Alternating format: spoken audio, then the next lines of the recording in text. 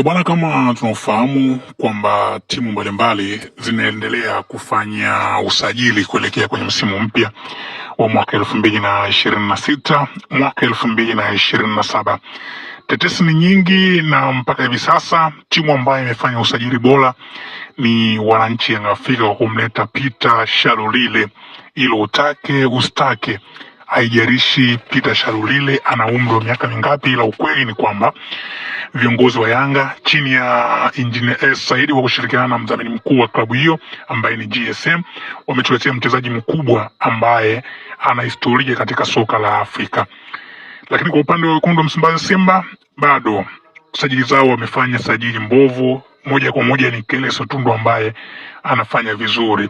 Hapa katikati pamezuka na mjadala wa hapa na pale, na nilitaka kuona ajabu kwamba dirisha la usajili lipite bila mchezaji Faisal Salum Feitoto kuhusishwa na hivi vilabu vikubwa, na maanisha Simba na Yanga, kwa sababu kwenye kila dirisha ilikuwa lazima mchezaji kama Faisal Salum Feitoto ahusishwe katika vilabu hivi vikubwa, Simba pamoja na Yanga, na hilo ndio limezuka hivi karibuni hapa, na watu wakisema baada ya tu ya klabu ya wananchi Young Afrika kuposti namba 6, kitu kilichozua mgogoro mkubwa na wachambuzi mbalimbali kuonekana kwamba Faisal Salum Feitoto ameandika barua ya kuondoka ndani ya klabu ya Azam FC, na inavyosemekana ya kwamba viongozi wa klabu ya wananchi Young Afrika GSM ameshazungumza na mchezaji Faisal Salum Feitoto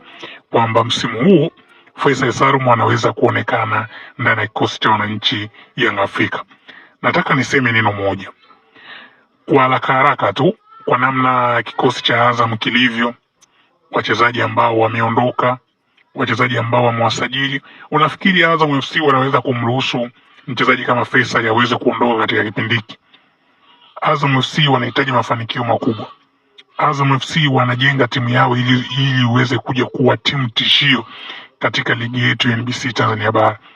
Faisal Salum atahitaji kitu gani tofauti? Ukizungumzia timu yenye pesa nyingi katika ligi yetu, basi Azam FC ni timu mojawapo ambayo ina pesa nyingi. Faisal Salum labda aondoke kwa ajili ya vitu vingine, ila sio maslahi. Hata kama akitoka kusema kwamba atoke Azam aende Yanga labda afate maslahi, sio kweli, kwa sababu Azam FC ni timu tajiri katika ligi kuu ya NBC Tanzania Bara, na ndio maana hata kwenye mkataba ambao wanasema mbaki mwaka mmoja, Azam FC wanaweza kumuongezea kwa sababu pesa wanazo. Siamini kwenye hizo tetesi, japokuwa kuna baadhi ya waandishi wanazingua. Kama ukitaka kuamini hilo, angalia baadaye hizo tetesi kuzungumzwa, meneja habari ama mkuu wa kitengo cha habari cha Azam FC Zaka Zakazi kushirikiana na Hashim Ibwe wakawa wanarekodi video na kwenda kumuonyesha live Faisal Salum Feitoto kwamba unazungumzwa kwamba wewe umeandika barua kutuomba sisi unahitaji kuondoka ndani ya kikosi cha Azam. Faisal Salum alishtuka kuonyesha kwamba kile ambacho kilikuwa kinazungumzwa na wachambuzi si sahihi. Kwa hiyo muda mwingine wachambuzi huwa wanazingua sana, lakini tetesi hazikatazwi kuzungumzwa. Wewe pia unaweza kutuandikia hapo chini, kwa sababu kwenye kile ambacho ameweza kuzungumza Hans Lafay amesema kwamba yani hata Simba nao wanahitaji saini ya Faisal Salum Feitoto. Sasa mbona mchambuzi unashindwa watu kuwaweka wazi? Yani unatuyumbisha, mara anahitajika na Yanga, mara Simba nao wametuma ofa. Muda mwingine wachambuzi inabidi waheshimu mikataba wa hizi timu kubwa.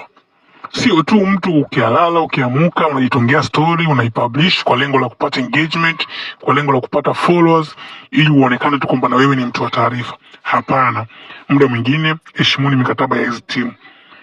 Wewe pia unaweza kutuandikia comment yako hapo chini kwa namna ambavyo kikosi cha Azam kinavyosukwa na kwa namna kikosi chao namna kilivyo. Unaiona klabu ya wananchi Young Afrika kiweza kwenda kumuoa Faisal Salum ndani ya kikosi cha Azam FC? Hayo yote tudondoshie komenti yako hapo chini. Niendelee tu kukusii na kukushauri wewe ambaye kila siku unatufuatilia kwamba usisahau kusubscribe, kushare, kulike pamoja na comment kwa habari mbalimbali za kimichezo ambazo zitakuwa zinataradadi kunako kwenye mitandao mbalimbali ya kijamii. Hapa ndio chimbo sahihi kwa wewe kupata hizo habari zote tetesi pamoja na yale yote ambayo yanajiri kwenye mitandao ya kijamii. Bye bye.